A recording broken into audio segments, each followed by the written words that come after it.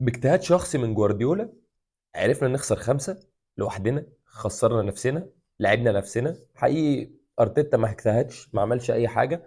نصيحه: عمر مرموش يلا فيستك على المانيا، ارجع اينتراخت فرانكفورت، خلاص كتر الف خيرك. حقيقي عملت مباراتين حلوين، حاولت، كافحت، عملت كل حاجه. بس في الاخر الفريق ده خلاص، يعني احنا دلوقتي في اسوأ مرحله في عنق الزجاجه. وانا بقى اللي كنت لو اطلع اقول لك بقى ان روديجر الراجل مصاب وراجع بعد ماتش اتلتيكو مدريد وبعد ماتشين مانشستر سيتي، وكنت فرحان بقى.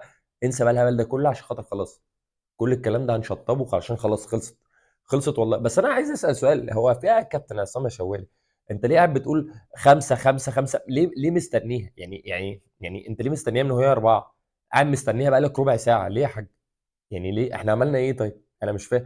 ومعلش برضه يعني لكل مشجعين ارسنال، على عيني وعلى راسي والله يا حبيبي، والف مبروك وكسبت خمسه وتمام، وهتحفل وحفلت وهتتكلم بص هدي لك كل مساحتك. بس انا عندي سؤال: هو انت في الاخر انت هتاخد الدوري؟ انت مش هتاخد دوري يا حبيبي. انت عارف انت كل مكسبك ده انت عارف هو خدم مين؟ خدم بس مانشستر يونايتد، اللي هو حسسه بس اللي هو ايه ده ممكن ليفربول ما يجيبش عدد الالقاب بتاعته. بس انت كده كده انت بتعمل ايه؟ انت موجود اصلا فين؟ انت حضرتك انت عارف احنا في اخر 28 مواجهه احنا ايه اللي حصل ولا ما تعرفش؟ افهمك والله.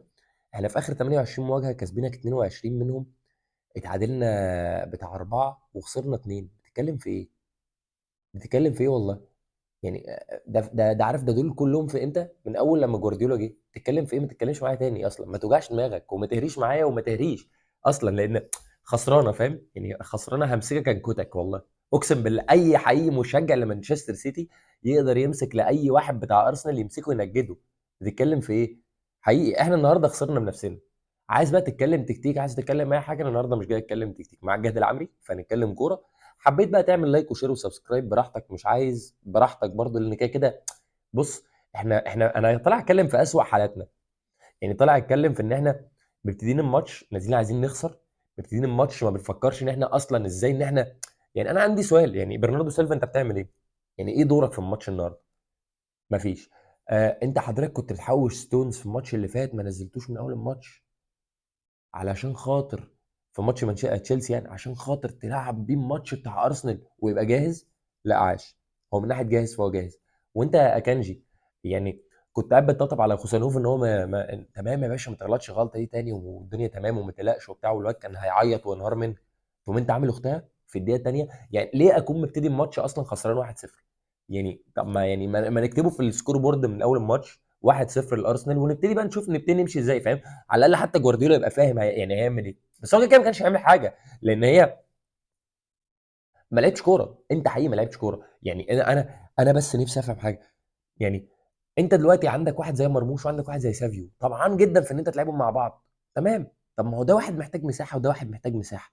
تمام. ده واحد سريع جدا وده بيعرف يلعب الواحد على واحد، بس واحد لعب واحد على واحد حلو. طب انت ليه حتى ما تلعبش سافيو يمين وتلعب مرموش شمال؟ وتفكك بقى من حته بقى ان ماتيس نونيز بقى يفتح جنب اليمين، هو اصلا تعبان خلقه، يعني فاهم؟ طب يعني بالعقل كده. طب وانا عندي سؤال: هو مرموش يعني محروم من ان هو يلعب مع دي بروين؟ يعني والله بجد يعني ما ينفعش ان هو يلعب معاه؟ يمكن يكون هو الوحيد اللي يفهمه، يمكن يكون كفايه قوي ان الواد قاعد بيجري بينح، بص، رايح جاي رايح جاي من ورا مدافعين ولا واحد فاهمه اصلا. يا اما ولا واحد فاهمه، يا اما هم لسه مش قادرين يستوعبوا ان ده بقى واحد معانا في الفريق وممكن نعتمد عليه. ما هي ما فيهاش غير كده. حقيقي يعني بجد والله العظيم اقسم بالله. يعني انا مش عارف. انا كنت من الناس اللي ما كانتش حابه قوي فكره ان هو يبقى موجود. بعد لما شفته بيلعب اول ماتش بتاع تشيلسي حسيت ان هو لا، الراجل ده هيبقى هو ده بروفايل اللي انت محتاجه، ده اللعيب اللي بيلعب كذا مركز محتاجه قوي. ده لو لعب معاه مكاتي هيلعبوا كوره، ده لو لعب معاه دي بروين هيلعبوا كوره. بس انت ايه ده؟ ايه ده؟ انت حاطه مركز ايه؟ 10؟ 10 ده ولا سكند سترايكر؟ هو كده كده ما كانش فيه سكند سترايكر النهارده، انسى القصه دي. بيلعب 10 وبيتحركوا من غير كوره، هو سافيو وفودن بيضم عليهم ويفتح مساحه لماتيوس نونيز عشان خاطر يجيهم من اليمين. ماتيوس نونيز هو الحل يعني. يعني انت جايب لعيب خط نص بتلعبه باك رايت وبتخليه يطلع يتقدم ان هو يبقى جناح يمين. حلو. يعني انت عندك مرموش وعندك فودن وعندك سافيو وانت قافش ان ماتيوس نونيز هو يبقى جناح اليمين. ايه ده؟ ايه ده؟ وانت نزلت خوسانوف في الماتش اللي فات، قمت الماتش ده مثلا قدرت قلت له بقول لك واحد امك ما هلعبك. انا مش فاهم في ايه، انت ايه ده؟ ايه ده؟ ايه الماتش ده؟ ايه؟ انا مش فاهم إيه ده؟ برناردو سيلفا بيعمل ايه؟ ايه ده؟ بيعمل ايه ده؟ والله العظيم انا مش فاهم هو بيعمل ايه. طب انت ليه؟ طب ما ثانيه، طب ما تلعب بدي بروين وتخلي دي بروين يبقى واقف جنبه، الراجل يطلع وانت ماسك الكوره يطلع وياخد لك خطوتين قدام ماتيس نونيز يضم لك يقفل لك مركز الخط النص بتاع السته اللي مضايقك قوي ده، وتمام. حلو، ويبقى عندك واحد ستونز ورا او اكانجي واحد منهم ما تلعبوش وتنزل خوسانوف، الواد بيجري وبتاع وسريع. ايه بقى؟ ايه؟ كل الحلول دي ما فكرتش يعني. انا عندي سؤال يعني ليه طيب؟ اه ماشي، عرفنا ان ادرسن مصاب وبتاع ومش عارف ايه، وما كانش ما كانش اصلا موجود في السكواد وكل الكلام ده. اورتيجا انا ما شفتوش النهارده عامل حاجه يعني كارثيه، اقسم بالله يعني. بص تعالى اقول لك الخطه عشان نبتدي بقى، عشان كفايه فاهم يعني. كده كده انا مش هتكلم النهارده في اي تكتيك، لان انا بتكلم بالعقل، هو الكلام كله بالمنطق، مش محتاج ان انا اتكلم تكتيك خالص، ولا بقى مونتاج ولا بتاع ولا اي حاجه خالص. بص حضرتك النهارده عندك، يعني انت بتلعب النهارده بخطه 4 2 3 1 اللي هي بتتحول المفروض 3 2 4 1. بس ده انا ما شفتوش غير في بعض الوقت بس ما كانش بيزيد برناردو، كان بيزيد ماتياس نونيز اللي انا قلت لك عليه. تمام، اورتيجا في حراسه المرمى، ستونز لا اكانجي، ستونز، ماتياس نونيز، جافارديول على الشمال، وفي النص كوفازيتش، برناردو سيلفا اللي انا مش فاهمه خالص. ماشي، قدام الثلاثي بتاعك اللي قبل المهاجم عمر مرموش، في النص على اليمين فودن، على الشمال سافيو، قدام هالاند. انا عندي سؤال بس، عندي طلب يا هالاند معلش، انا لو سمحت ما اشوفكش بتضحك تاني بعد لما تجيب جون. انت والواد جاك جريليش ده اقسم بالله انتوا الجوز لما واحد فيكم بيضحك بعد لما يجيب جون بنخسر. ده بعد ده على طول تبقى تك تك، يعني فاهم، تبقى كسبان ثلاثه تضحك تقوم تك تك تك واخد ثلاثه على طول. تبقى كسبان اثنين زي ماتش باريس سان جيرمان يقوم معمول لك ريمونتادا 4-2. طب ليه يا جدعان؟ ليه؟ كمل لك بس. حضرتك بقى الناحيه الثانيه بيلعبك مين؟ بيلعبك في حراسه المرمى برايا تمبر على اليمين، ساليبا، جابرييل، ولويس كايلي. في النص اوديجارد، بارتي، داكلين رايس، وقدام مارتينيلي على اليمين اللي هو اصلا مش موجود. مارتينيلي على اليمين دي نساها كل سنه طيب. كاي هافرتس قدام ما بيعرفش اصلا يهاجم ولا بيعرف يجيب اجوان ولا اي حاجه. مالت، تروسارد، واحد بيقعد يعيط نفسه ان حد يبصيله الكوره. دول الثلاثه اللي قدام يعني، ده حقيقي دول الثلاثه اللي قدام. يعني انت اصلا سيبك من الجون الرابع، لو ما كانش الجون الرابع جه ما كانش بقى فيه ولا مهاجم من اللي لعبوا جابوا جوان، انت فاهم، او ولا واحد من المراكز الهجوميه. تمام. دي الثانيه حضرتك زي ما قلت لك كده بالظبط. اكانجي، يعني ستونز مديله باصه غريبه جدا بصراحه، يعني ممكن يفتح عادي جدا لجافارديول على الجنب، او ممكن يديها لاورتيجا، قال له لا لا لا انا هزنقك، يديها لاكانجي. فاهم، ظهره في اصلا، هو ما هي حته 5 على 5 يعني، ما فيهاش ان انت تلعب اللعبه دي اصلا. الراجل اتاخدت منه الكوره، وبصراحه يعني تروسارد كافح واجتهد وبتاع، قام بص الكوره لكافرت، كافرت بص الكوره لاوديجارد، سجل اول هدف، وهي دي 2 دي 5. جول لارسنال الاوفسايد على طول فاهم، ما يعني الواد لو مارتينيلي ده كان مركز كان زمانه جاب. دي 22 كورنر حقيقي من مرموش، اقسم بالله انا اول مره اعرف ان هو بيعرف يرفع الكورنرات بالشكل ده. الراجل رفع كورنر حقيقي على دماغ جافارديول، تصدي غير طبيعي من رايا يعني، حقيقي حقيقي بجد اخطبوط، وبعد كده الكره تخبط في العارضه وبتاع، هي الكره رفضت تدخل ايا كان. الدقيقه 23 مرموش يخش من على الجناح اليمين يدي ثروهال لسافيو، سافيو الراجل يشوطها بره الثلاث شبكات، الثلاث خشبات، الكره لو كانت يعني عارف حطها جوه يعني اي حته في الجون، احتماليه ان هي كانت تيجي جون كانت كبيره جدا بصراحه. مرموش على الشمال ما تحطوش، ما تقارنوش بسافيو، لا يعني حط سافيو في اي حته، مرموش على الشمال جامد قوي بصراحه قوي. الدقيقه 22 كنت خلاص حسيت بقى ان هو الى حد ما جوارديولا ابتدى يعمل روتيشن في الثلاث لعيبه اللي في خط النص، المراكز الهجوميه بتاعتك، قلت تمام حلو. الكلام ده كله بقى اختفى فجاه، يعني انا ما اعرفش ايه اللي حصل بس هو اختفى، يعني او ما حسيتلوش باي، يعني ما فيش اي خطوره حصلت غير في الجول اللي هالاند جابه، واستنى احكي لك عليه. دقيقه 25 اورتيجا باصي باصه غلط لكوفازيتش، الراجل الكره تتقطع منه تيجي انفراده ل الحاج كاي هافرتز، اغرب انفراده انا شفتها في حياتي ممكن تضيع حقيقي. يعني بجد يعني. هو انت المفروض ان بكره الصفقات او بكره الصفقات الشتويه المفروض تتقفل الشباك بتاعها. المفروض ان حضرتك تروح تجيب لك اي مهاجم فاهم، ان شاء الله حتى درجه تانية، تلحق بيه المنظر ده، عشان ده واد عره مش هينفعك. الدقيقه 29 كوبري لماتيس نونيز اللي هو بتاع كل ماتش، اللي هو خلاص احنا اتعودنا عليه من تروسارد، اتعودنا عليه كده كده، اي جناح شمال مهزقه خالص. الدقيقه 44 نونيز، ماتيوس نونيز يعمل كروس حلو لسافيو الصراحه، الراجل يشوطها ويتصدى لها تصدي رائع، برده رائع رايا الصراحه، النهارده عامل ماتش بصراحه عالمي. دخلت الشوط الثاني وانا بقى كنت قاعد بهزر، فبعمل بقى فيديو وبتاع وبهزر وبتاع على اكانجي ومش عارف ايه، قلت خلاص بقى انا بصراحه مش شايف ان ارسنال بيعمل اي حاجه، وشايف ان هو بيضغط عليك وكل حاجه وبس، بس هو في الاخر ادوار اللي هو بيقدمها كهجوم ما بيهاجمش، هو قاعد بيدافع وخلاص. قلت احنا عادي جدا هنعمل بقى ريمونتادا وبتاع، لقيت فجاه ان يعني فاهم ان ما كانش اصلا في محله انه ينزل الفيديو ده بصراحه، وانا بهزر وبتاع. ده 54 هالاند يسجل هدف عن طريق سافيو، الراجل يعمل كروس لماتيوس نونيز، ماتيوس نونيز يباصي الكره لفودن، يجري من غير الكره سافيو، يدخل من الجنب الشمال للجنب اليمين، اول ما الكره تجيله يرفعها بيمينه حلوه جدا، هالاند يركب سليبه يطلع قدامه ويحطها جول. تمام. هالاند ضحك، وما ادراك ما ضحكه هالاند. هالاند ضحك من هنا، انا عرفتها من هنا، اقسم بالله انا عرفتها من هنا، هو وجريليش اقسم بالله.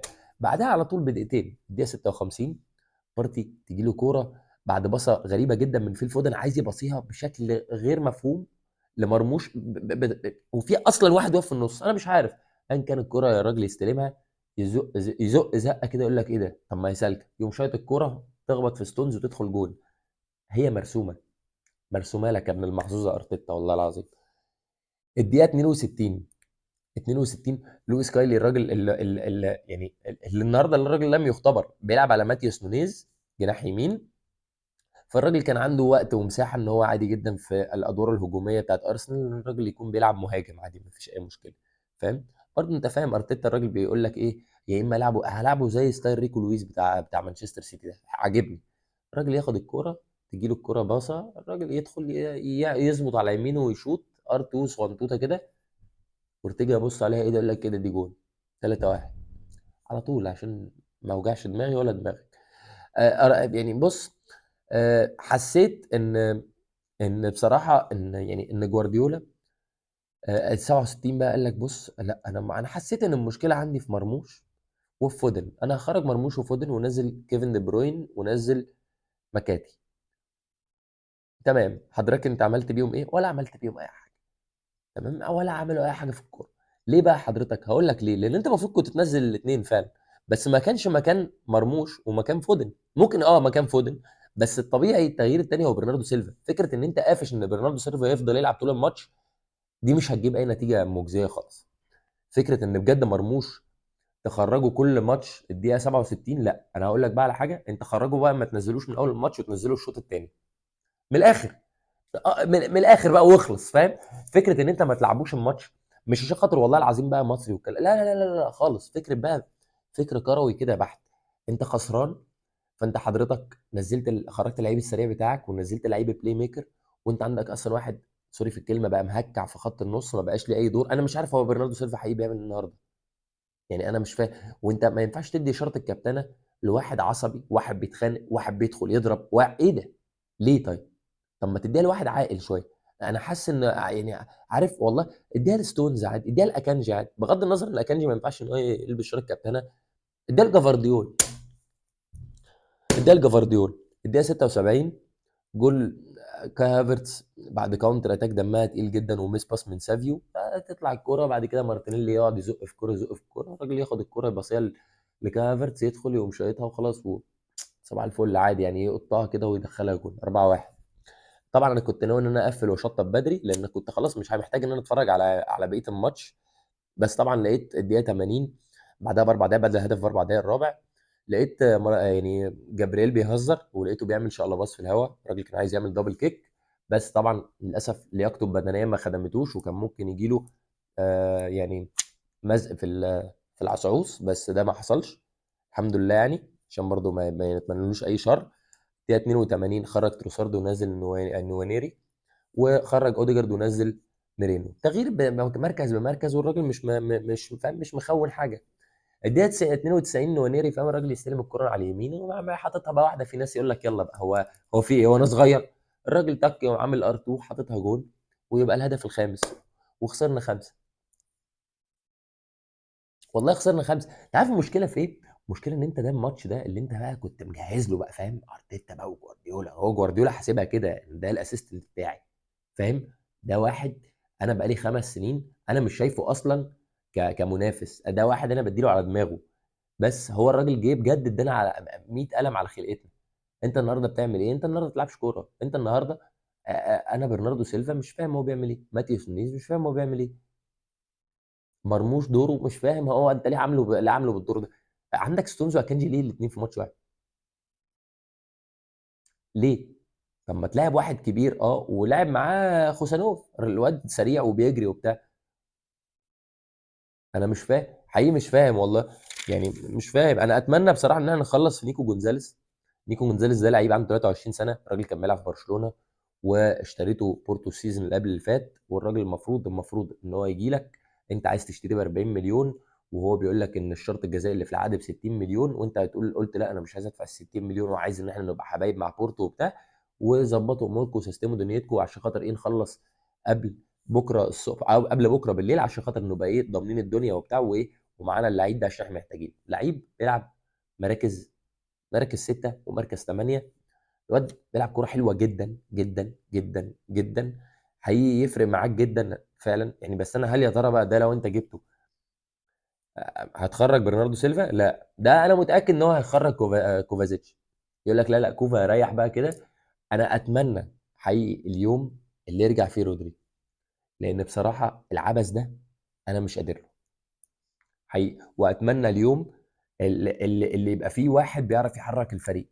يعني بجد فكره ان برناردو سيلفا قاعد ما بيعملش اي حاجه، فكره ان الخط الامامي بتاعك تايه، ما فيش حد بيديله الكوره، هو اللي بيتحكم في الملعب. ما فيش حد يعني عارف انت لما تبقى شخصيتك ان انت قاعد بماسك كوره وخلاص ومهلهل، واللي قدامك هو اللي هو اللي لاعب الماتش عليك، بس انت فاكر انك ماسك كوره عشان انت فاكر ان انت كده بتلعب من الماتش، ولا بتلعب ماتش ولا نيل. والله العظيم انت ولا بتلعب ماتش فعلا ولا نيل. انا فعلا مش عارف النهارده انا طلعت اتكلم ليه. يعني انا كنت حاسس ان انا مش عايز اطلع اتكلم، بس حاسس ان انا لو كنت مثلا ما طلعتش اتكلمت مثلا كان جالي الضغط حقيقي والله العظيم بجد يعني. هقول لك ايه طيب؟ يعني طب في لعيب تاني اسمه نايبان عنده 18 سنه، انت وارسنال عايزين بتتكلموا معاه، عايزه الراجل بيلعب خط نص، المفروض ان هو بيلعب في روزنبرج، فريق نرويجي، ونفسك تجيبه والراجل يبقى بالنسبه لك قيمه كبيره تجي لك الفتره الجايه. هي دي الصفقات اللي انت بتتكلم عليها. كان بيسو طبعا اللعيب خرج بره الحسبه، الراجل اتصاب وخرجته خالص من حسبتك. بقيه المباريات طبعا كده كده خلاص، يعني ليفربول كل سنه طيب. خلاص ليفربول ما بينك وبينها 15 نقطه، خلاص كل سنه طيب. انساها بقى، انساني وخد عنواني. طبعا انت حضرتك لسه انت دلوقتي المركز الرابع، فاضل تشيلسي عندها لسه ماتش هتلعبه، تكسب قدام ويست هام تبقى هي المركز الرابع وانت المركز الخامس.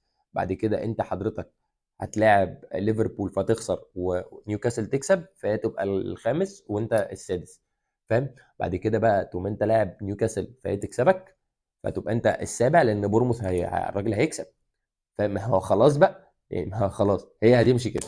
واحنا بقى نشوف احنا هل يا ترى هنتأهل من الادوار اللي ان احنا ما ننزلش درجة تانية، ولا نهبب ايه. نوتنغهام يكسب 7 برايتون. نيوكاسل يكسب يخسر 2-1 من فولهام. ايفرتون يكسب ليستر سيتي 4. ابسويتش تاون ساوثهامبتون يكسب 2-1، كانت غريبة الصراحة بالنسبة لي شوية. بورموث يخسر من ليفربول 2. هدفين صلاح ما لهمش اي حل بصراحة، وبالذات الجون الثاني الاولاني بينالتي. الولفز تكسب استون فيلا على غير المفهوم 2-0. مانشستر يونايتد بيخسر من كريستال بالاس كالعاده، كالعاده الاداء السيء، مش كالعاده ان هو كريستال بالاس تكسب مانشستر يونايتد، عشان ما تزعلش مني يعني. وتوتنهام حاجه غريبه جدا ان هي تكسب برينفورد 2-0 بره ملعبها، موضوع غريب جدا. بص هو دي اخر حلقتنا. انا ممكن اكون فرغت جزء كبير جدا من العصبيه اللي عندي بصراحه بسبب الماتش، لان بصراحه كنت متضايق ومش طايق نفسي. عندنا الماتشات الجايه، عندنا السيتي هيلعب مفروض في الدور الرابع بتاع الاف اي كاب. اتمنى نعرف ان احنا نكسب الماتش بالبدله، عشان انت بعد كده عندك ماتش كمان يوم 11 2 قدام ريال مدريد عندك في الاتحاد. محتاج كتير قوي قوي قوي قوي قوي، محتاج نجمع لعيبه كتير ذهنيا ان احنا نعدي بقى من مرحله ان احنا خسرنا 5 دي، لان دي تدمرك حقيقي. بعد كده عندك ماتش نيوكاسل، في ماتش ريال مدريد تاني، في ماتش ليفربول، يعني مفيش وقت للعواطف. بعد كده عندك بقى توتنهام في نوتنجهام، وبعد كده مفيش حاجه في الدوري، يعني لان هو خلاص، لان هو الدوري هيبقى خلص اصلا بعد كام ماتش الجايين، فاهم؟ مش عايز اي حاجه. انا بصراحه يعني سلام، بس انا بصراحه يعني سلام.